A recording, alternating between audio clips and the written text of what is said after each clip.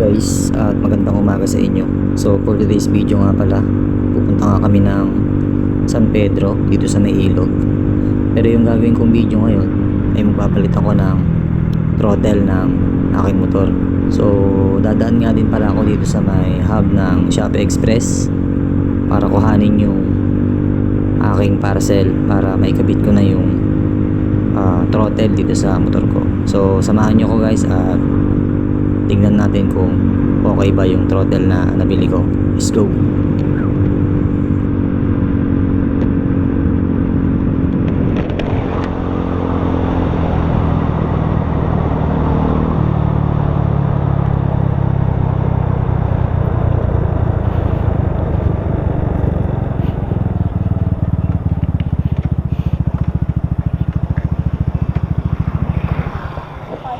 Kunin ko lang yung ano ko. Kunin ko lang yung parcel.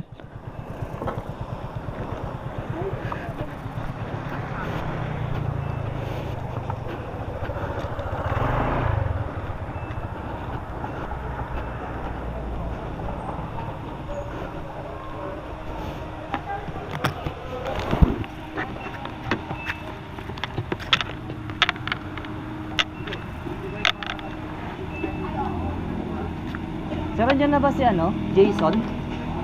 Yung may area sa Kahel? Opo.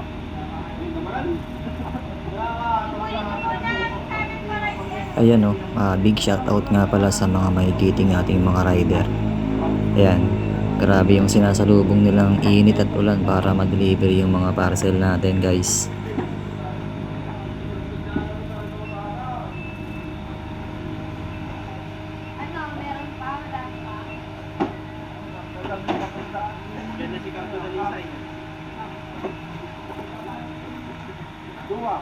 Kanto!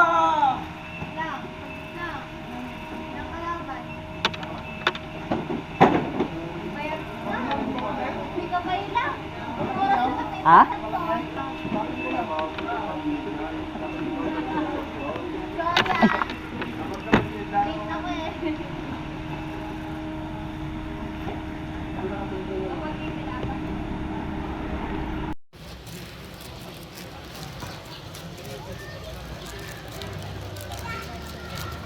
Ito guys yung yung kinuha ko kanina sa hub para hindi na i-deliver dun sa bahay. Yan. So stock na throttle to. Mas maganda kasing hawakan yung grip ng ganito kalaki. Yan, stock lang to. Nabili ko lang to ng 126 pesos. Yung aftermarket kasi nabili ko payat ba? Payat sa grip.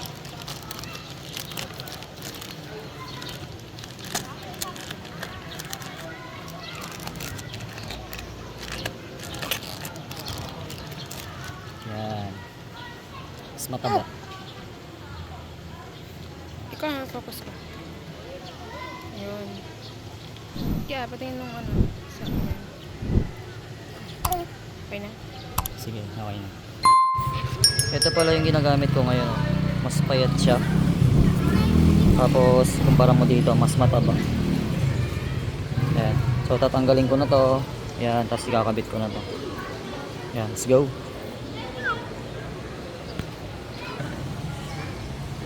Ayan guys, na-install ko na. So stock na Ganda. Ayan. Mas maganda sa grip.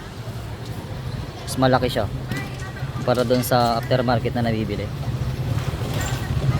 Yan. So ayun guys, yung link nya sa Shopee lalagay ko na lang sa description. So ayun guys.